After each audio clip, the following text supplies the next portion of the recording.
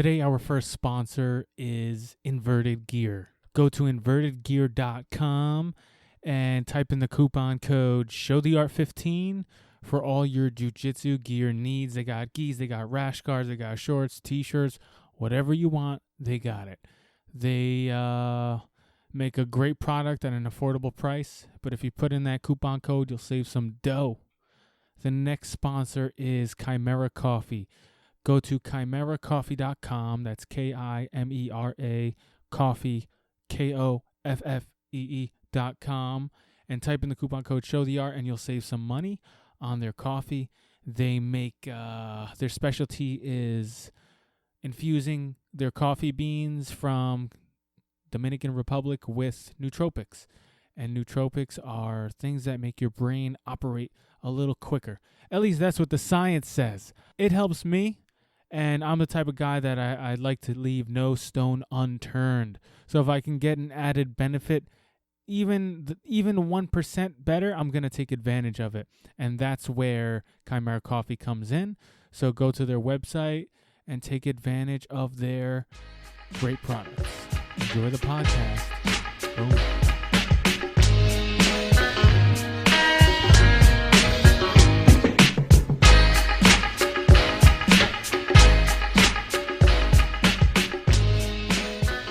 Stephen Wonderboy Thompson, welcome to the Show the Art podcast. I am your host, Abe Awad. Welcome to the show. Thank you for coming back on. How the hell are you, brother? Doing great, man. Just got done training and, with my pops and my buddy here from Canada who's a Olympic wrestler out there. His name is Matt Miller.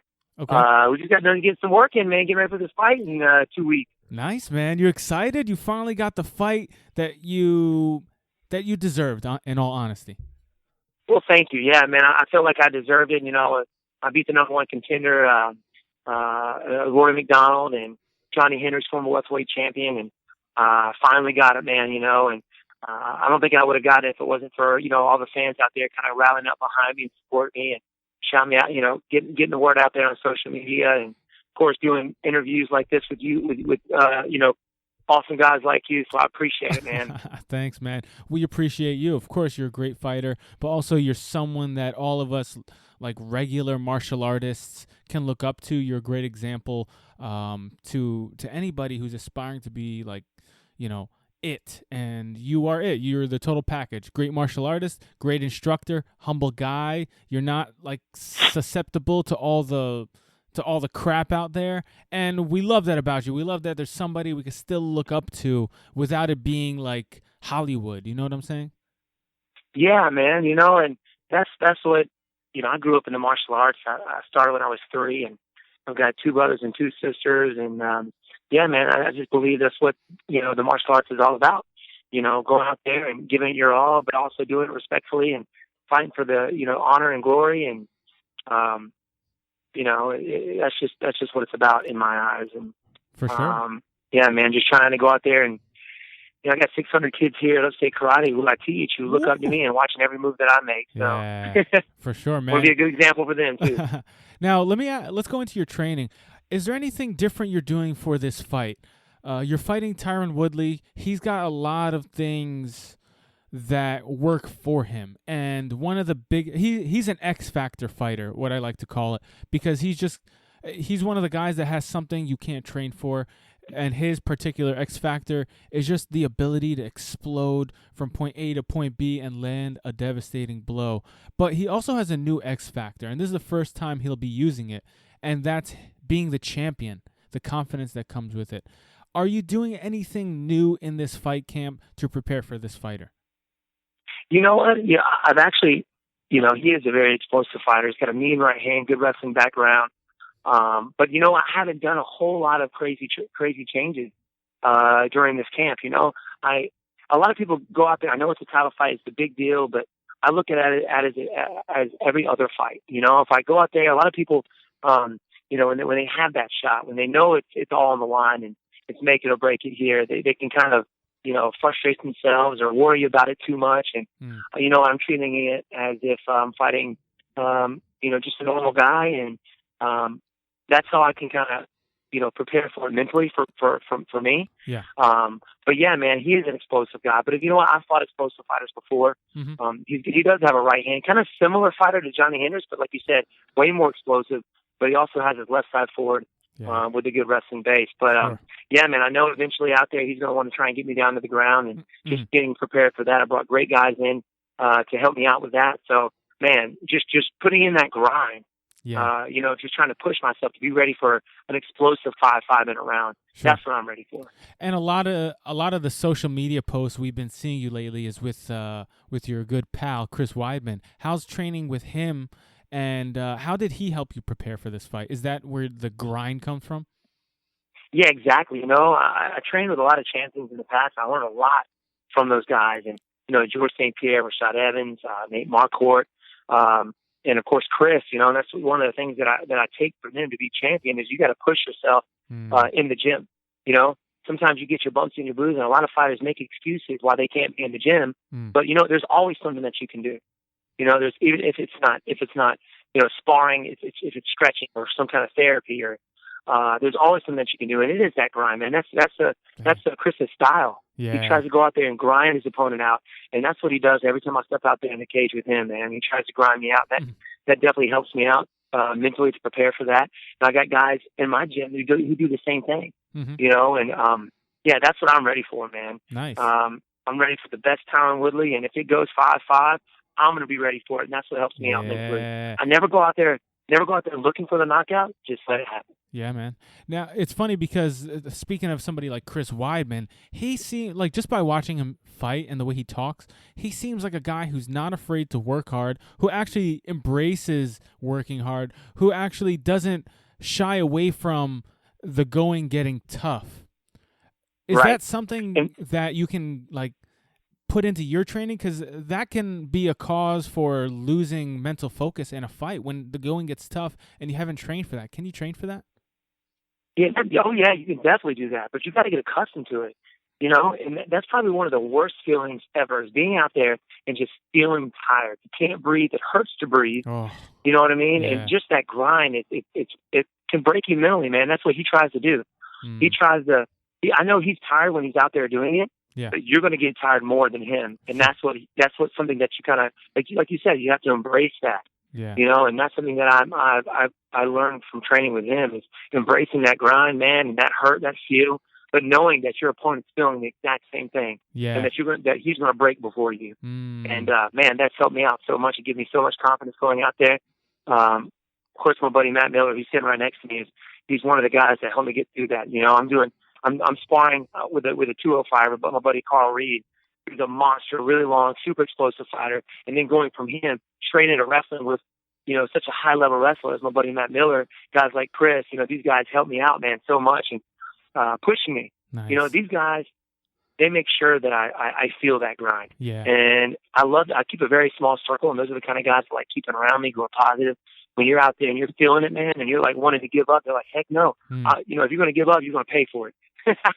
So it's like, I can't give up, man. This guy's he's going to hurt me even more if I do. So yeah, man, it helps out so much. Now, strategy-wise, are there any changes you have to make, or obviously each fighter has his own specialties that he likes to go for? Like you had mentioned, you fought Johnny Hendricks, who's a very similar fighter to Tyron Woodley. But what is there any strategical differences that you have to, incorporate into this fight and this fight camp?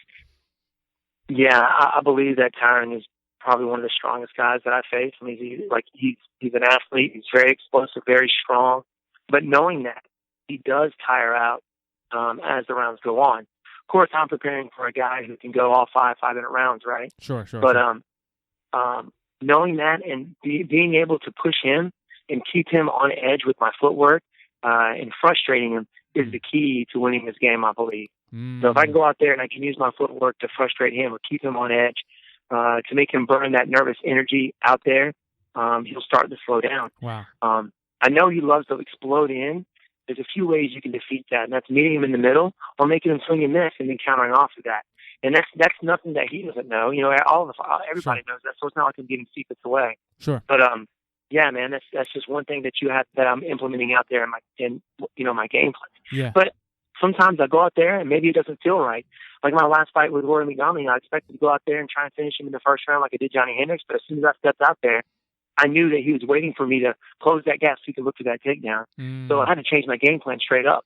And that's I'm what prepared to do championship that if I mentality have is. to when I'm out there. For sure, man. I'm sorry to cut you off, but I was going to say that's what a championship mentality is, right? Like knowing that something is not working and not being afraid to adjust to win, right? Stepping out of your comfort zone. Exactly. Yeah, man, you got to be, and you have to be used to that. And one of the ways to get used to that is to spar as many people as you can. Okay. With many different styles. I've been fighting since I was 15, man, or full contact or, competitively since I was 15. Mm-hmm. Sparred so many people. But in doing that, if I come up to an opponent who's like, maybe is switching it up out there in a fight, I know that I faced somebody in the past similar to this guy. Sure. So, you learn to adapt to that. And that's what being a champion is all about, being out there and trying to adapt to your opponent. In the midst of it, sometimes you get out there and you don't think, but sometimes you have to. You got to be like, man, this guy's, he's switching up. I gotta do something, and be able to do that on the whim is difficult. It takes a lot of experience and a lot of training to do that. Sure. It's funny that you mention that because when I think of a fighter that kind of, encapsulates all that of what you said, I also think of John Jones, and you guys are very similar in that you like to frustrate opponents, whether it's with footwork or certain techniques to disrupt their movement, to get them hesitating, and that's when you can start predicting the fight. And that's where I feel like you kind of remind me of John Jones. Do you agree with that? Oh, well, thanks, man. I mean, yeah, that's awesome. He's a phenomenal athlete and a great fighter, man. And to see someone who's been doing it, a short amount of time that he has compared to a lot of other fighters, man. The way he's gotten so good at it is amazing. Yeah. You know what I mean? And in this game, it's about feel, and I think that's what separates a lot of the greats from just the regular fighters. The guys that stand out like Anderson Silva and John Jones and a lot of these high level guys. Yeah. It's a feel thing. So whenever you get out there, if something doesn't feel right, maybe your game plan, you're able to switch it up. Sure. You know what I mean? Great you point. see, I can't believe it in this game, especially at this level, you still see guys who just wait in the middle, walk in the middle, and just rock and sock and robots. Yeah. Whoever lands a punch wins. There's no strategy. There's no finesse to it. Yeah. And it's crazy for someone coming from me. Like, I'm watching fights sometimes. I'm not a professional fighter. I'm a brown belt in jiu-jitsu. I've been training martial arts since I was 15 years old. Like, and I know, like, I've had a couple fights, but I know I'm watching these guys and I'm like, dude, boxing is not working. Why do you just keep moving forward? Somebody give him a game plan. Does it always come down to that, or is it just sometimes people are rocked and just can't turn that corner? Yeah, man. I think some athletes, they've been doing it the same way for so long they don't want to change it up, but they're not willing to try something new. Okay. I see a lot of guys who come in the gym and they've been taught this one way for so long, and they're afraid to step out of that box and try something new. We preach to our guys at our school. We teach you the basics right off the bat, right? The basic, keeping your hands up, the footwork, the kicks and the punches. But after so many years, you start developing your own style. You're able to step out of the box now and use this movement, use this technique that you normally wouldn't use or maybe don't feel comfortable using, and you get used to that. And that's why a lot of these guys are catching people with like spin kicks now and things you wouldn't normally see because, they are stepping out of there now. And a lot of these fighters, they don't see this in the gym. They don't see a spin hook kick every day, so they're not used to it. They don't see it when they're out there in the cage or the octagon. Yeah. But you're starting to see more of that movement. You know what I mean? Making them swing and miss, and that footwork, the angles, slowly but surely. A lot. You're starting to see it in guys. Justin Scoggins, who's been training with us for a long time, or since he was 3. Wow. I don't think he's not with us anymore, but you see it a little bit in Conor McGregor, Gunnar Nelson, even John Jones and Anderson Silva, one of the best at it. Sure. That distance management is important. Now, that was one of my next points about distance management. I feel like you're a master and one of the greats in the sport of distance management, keeping the fight at the range that you want it, whether it's moving forward or moving backward, whether you're moving forward or moving backward or your opponent is. But on the other token, Woodley is a master at closing that distance quicker than the other guy can adjust to that. So we have one master at keeping the distance. We have another master at closing the distance. Do you feel that you're better at that than he is? And will you exploit that? I feel that I can manage the distance better than him. He's very fast at closing it. Mm-hmm. But with the guy that's very classic, that very good and very fast at closing the distance, those are the kind of guys you meet in the middle. Mm-hmm. You know they're coming forward, so you meet them head on with the punch or kick, and they start running into stuff. Oh, If they start running into that kick and punch, they start backing off a little bit. Mm-hmm. Then you can start playing your game. And you know what? I'm saying this because people are like, man, you're giving secrets away. I don't think it's a secret. No, it's no secret. That's how you get fight. out there, and I can say everything I want to say, and he can say everything he wants to say, but it all comes down in that moment. What feels right, what doesn't feel right. For sure, man. And I've seen a lot of athletes go out there and be like, man, why didn't you do this? Why didn't you do that? Which is why if you look in my corner or listen to my corner, my dad doesn't really say a whole lot, because it is a feel thing. He may see little things here and there I may not see inside the cage that he sees outside the cage. Like when I fought, for instance, Jake Ellenberger. He knew I could hit him with that spin back kick, spin hook kick. And as soon as he said it, boom, I threw it and it landed. Okay. But a lot of times it is a feel thing, and he's like, you know what? Whatever feels great out there for you, man. You're doing good. Keep it up. Maybe he'll throw something out there. Maybe like, hey, stick your side kick on. You throw the jab a little bit more, but it's not crazy. You know what I mean? Because when you're out there, it's different. The feel is different. The moment is different. And, sometimes people are like, hey, throw this, throw that. And I won't throw it because it just doesn't feel right at the time. And I'm sure all that comes from confidence.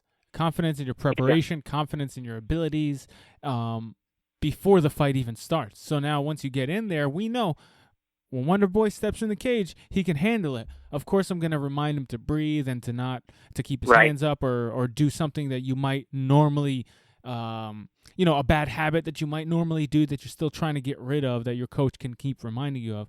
But for the most part, that's where the feel comes in the confidence, correct? Yes, I agree with you 100%. I think that's why me and my pops, we work so well together. He's been with me since day one, and he knows how it works. And there was a point in the beginning of my game where I did more listening to him than what I felt was right. Sure. Or how I was feeling, because maybe what I was feeling wasn't the right situation. I need a little bit more experience in that. But I think that's why we do so well. Of course, father son, we do headbutt each other. Headbutt every now and then. But and my father's been in the game for a very long time, and I respect him. He's trained a lot of champions, and so I think that's one of the reasons why we do so well. He seems like a great guy. I'd love to talk to him one day. Man, that guy is. Man, he's awesome. He's a very honest guy. Very old school, very honest. But he's awesome, dude. Man, I wouldn't be where I am if it wasn't for him. For sure, man. Now, one of the last things I wanted to talk about. I know you're running short on time, but MMA Math says that, hey, you both fought Rory McDonald, a former title fight, a former guy who fought for the title. You beat Rory, and he did not. And you and Rory can fight similar sometimes with the distance management, keeping somebody at the end of their punches. And that worked for Rory against Tyron. Now, MMA Math says that will work for you as well, and you will be able to defeat Tyron very similarly to how Rory beat him. But you beat Rory. So where does that come in? Do you throw away all MMA Math and just say, hey, it is what it is, let's fight? Or do you keep that in the back of your mind? I don't. I definitely go back and watch footage. We always watch footage, see if they've made any changes from their first fight up to their most recent fight. And he hasn't really. He hasn't really made a whole lot of changes, but I know he's a very intelligent guy. Sure. And I think he's learned from that fight from Rory McDonald. I'm not going to throw that all away, and knowing he has trouble with the distance management and the pressure that Rory put on him. But you know what? Just for my psyche, I think I'm fighting. I go out there always thinking I'm fighting the best Tyron Woodley. Like, he's going to be ready for that. You know what I mean? Yeah. Just to help me constantly work on things and getting better at it. If I, for 1 second, think, you know what? Since I beat Rory, I'm going to go out there and crush Tyron. Because he beat. And a lot of times it's about style matchup. Stylistically, maybe. Yeah. I'm a very observant person, and I've seen people do that. Mm-hmm. Take guys lightly, and next thing you know, they're waking up off the mat. So I'm definitely not going to take him lightly, even knowing that I beat Rory and Rory beat him. Yeah. So that's just something that I've always done. I'm preparing for the best guy. Sure. And that's how I do it, man. And that's how I think that's what helps me mentally and keeps me on that grind. You know what I mean? Okay. Mental focus, man. That's crazy. Exactly. Do you think that, last thing, do you think that maybe that's what messed, I mean, obviously give all the credit to Tyron for beating Robbie, but do you think that Robbie slipped up for a second, like lost focus for 1 second, even two? Maybe he was thinking about something else, or maybe he just didn't get going yet, and he was still not focused in the zone, and he got caught.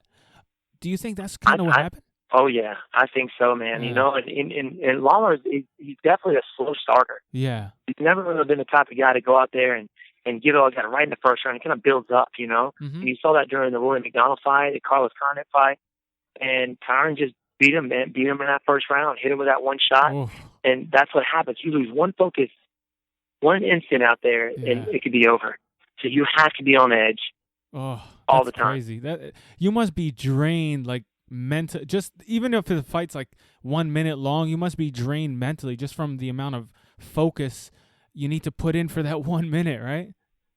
Oh man, let me tell you, man.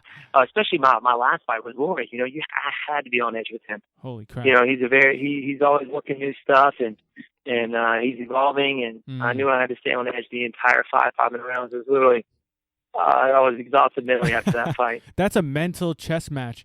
Is a mental chess match strategy fight like the one against Rory harder than sometimes like a 3-fight just feel match where it's high pace, high action? The guy's coming at you. You don't really have time to like say, all right, I got to adjust here or I got to adjust there. Which one's the harder fight? I think it's the chess match, man. Definitely. When I fought Johnny Hendricks, you've seen him fight once, you've seen him fight 100 times. So we drilled over and over and over again what he was going to do. What takedowns he was going to do. He's going to hit you the cage, trying to take you down. He's going to try and hit you with his left hand. So we knew that. So, I mean, not taking anything away from him, but it almost felt easy. But when I fought Rory, I had to be on edge because I didn't really know where the takedown was coming. I knew how to defend it because I got great guys here that helped me with that, but wasn't really sure where he was going to go with it because he's very good everywhere, Yeah, so true. Interesting, man. Well, I wish you good luck, man. I'll be rooting for you. Tyron is a hell of a fighter. I think it's hard to bet against any champion, but you're the guy I'm picking. You're the guy I think has the tools to defeat such a great champion like Tyron. And good luck, man. And I hope you do well, and I hope to talk to you soon. I appreciate it, my friend. Hopefully after this, we can do it again, man. For sure, man. For sure. Have a good day, man, and I'll talk to you soon. See you, buddy. Bye-bye. Bye. That was Stephen Wonderboy Thompson. Oh, my God. It's hard to do these things when you're talking to a fighter that you admire, someone that you're a fan of, and they're fighting someone else. And you don't want to put that other fighter down because they've earned the right to not be put down. You know what I'm saying? Especially someone like Tyron Woodley, who's fought countless times, who's lost and then won, who's faced adversity, not just in the fighting realm, but in his personal life. I know he talks about, being from Ferguson and dealing with racism and things of that nature. So he's fought adversity, in multiple platforms of his life. He doesn't need someone like me or anybody saying, oh, well, he's definitely going to lose because of this, or, oh, he's definitely going to lose because of that. So that's the hard part. But how do we talk about a fighter and compare them to another fighter without putting them down? You simply don't put them down. You just state the facts. You say what you think they're good at and what the other guy thinks they're good at. And I feel like you shouldn't get slandered for it. Like, Tyron is an excellent fighter. He is the champion. It's hard to bet against the champion no matter what. So I just take it as I have been a fan of Wonderboy longer than I have been a fan of Woodley's. And I make my picks towards him. But even when I look at the unbiased facts, I feel like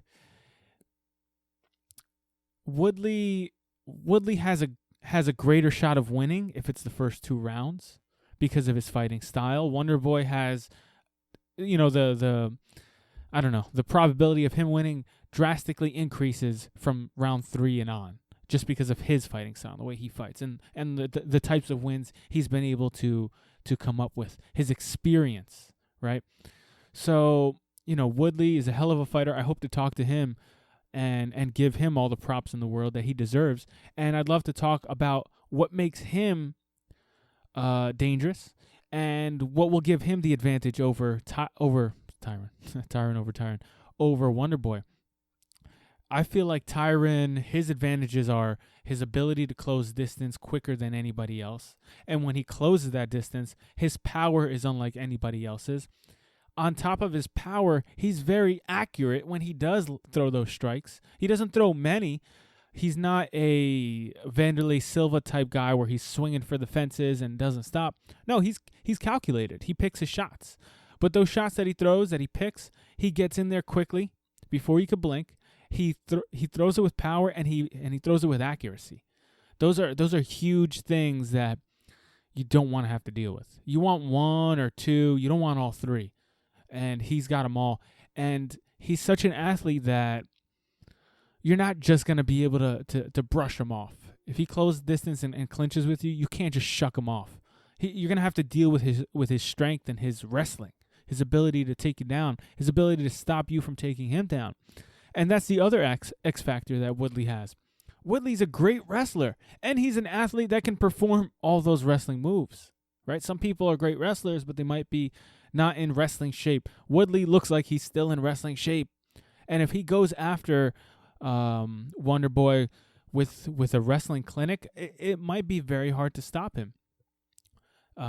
So, those are the things that Tyron has on his plate. Plus, the one thing that Thompson does not have, and that is the championship. The confidence that comes with being a champion. The zeal that you have. The I don't know, you turn a new leaf, and now you're not that hungry, starving fighter anymore that wants to stay on top. No, now you're that vicious fighter on top that has to defend himself against everybody, and it's life or death. It's a different kind of fighter. It's you're not taking this, what I've earned, what I've worked for, really hard for. You're not taking it away from me. And is that better? Does he want it more than the hungry, starving fighter? Not necessarily. People always say that the hungry fighter is the most dangerous fighter. Yes, but what about that newly crowned champion that's been working all his life and finally became champion? You think just because he's not hungry and starving doesn't mean he doesn't want it more than the guy who hasn't tasted it yet? That remains to be seen. But, man, T. Wood is an animal. He is a tactician. You see against Robbie Lawler, he came out out of nowhere, landed a bomb on Robbie, who is a great fighter, and he knocked him out. Some of his fights before that, he had a different strategy. I mean, watch his fight with Kelvin Gastelum, and he looked like a completely different fighter, fighting with a lot more patience and strategy, and so on and so forth. So Woodley can do it all. We'll see if he can knock Wonderboy out. Now, Wonderboy, the things that he has to his advantage, he has the reach advantage. He is better at controlling distance, like as far as a total fight goes. He's a master at keeping you at one distance the whole fight, at his distance. He's a master at, you step forward, he steps back. You step back, he steps forward. He keeps you in a zone that he wants you to be in. And even if you explode in, he's very comfortable and very quick enough to still maintain that distance that he wants. He's also very good at the disruption aspect of fighting, right? Something I had mentioned to him during the podcast about him and John Jones being very similar. John Jones uses that front side kick to the knee to disrupt fighters. He uses his jab. Many fighters use the jab to try and disrupt fighters. But John Jones throws those front side kicks. John Jones throws funky strikes from weird angles, weird elbows, spinning back elbows, front elbows, stepping into an elbow from a jab distance. Like unorthodox things that disrupt your movement. Boom. Every time you walk into something, boom. It kind of makes you start to hesitate. It disrupts your game plan and your rhythm, the tempo of the match, and it makes his job even easier. And Wonderboy is very similar. He can fight very similar to that as he can disrupt his opponents, which he has done in the past. Look at his fight against Johnny Hendricks. He disrupted the hell out of him. I mean, Johnny Hendricks is a great fighter, but man, some of the strikes he was throwing were missing by miles, and that's because Stephen Wonderboy Thompson was disrupting his rhythm. He was hitting him with little shots that Johnny Hendricks didn't see coming, or that just stop you in your tracks and make you hesitate. Boom. Wonderboy had mentioned that when you're fighting against a guy that is incredible at closing distance, how do you defeat him? He said you either make him miss and counter him right away, or you meet him in the middle. He runs in, you run in with him. You crash heads, you bump heads, and from there you get the advantage because, or maybe you don't. Maybe you get caught with a strike, but the point is, if you meet him in the middle, you're not at the end of his punch. You're at the beginning of his punch. It might not have as much power. So even if it lands, it won't knock you out. Plus, you might be able to land something even more powerful because you're kind of anticipating what he's about to do. So, he has that advantage. Wonderboy, he's just... And another thing that Wonderboy has that Woodley does not have, or that many people don't have, his X factor, and that's his kicks. His kicks come from all angles. Spinning wheel kicks, spinning axe kicks, regular axe kicks, side kicks. He does a side kick to the head that can easily be a roundhouse kick. It could easily be a leg kick. It could be many different kicks. I mean, his kicks come so effortlessly from any angle that it can be very hard to read. So both guys are knockout artists. Both guys have been known to knock people out. Both guys have a long highlight reel of knockouts. Both guys have a lot of experience. That's what makes this fight so interesting, ladies and gentlemen. On that note, gotta go. Gotta end this thing. Thank you guys for listening. As always, if you like this podcast, give us your support as you already do by downloading, but please, if you can, subscribe. And if you don't feel like subscribing because it's too difficult, please leave a comment on iTunes. That does wonders for us. Give us a nice rating. They have the star system. Please give us a 5-star. And, write a quick sentence. Hey, guys, love your podcast. Hey, guys, keep doing what you're doing. Hey, guys, we love the movement. Whatever comment you want to give, please just give something that helps us a lot. That goes a very long way. And, keep supporting us. Keep pushing hard.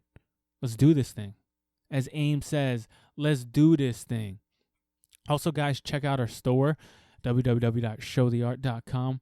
Go to the store tab on the top, and we have our new rash guard, our new Show the Art rash guard came out. Good for gi training, no gi training, surfing, playing baseball, anything you do where you need to sweat and you want to wear something tight, boom, buy it.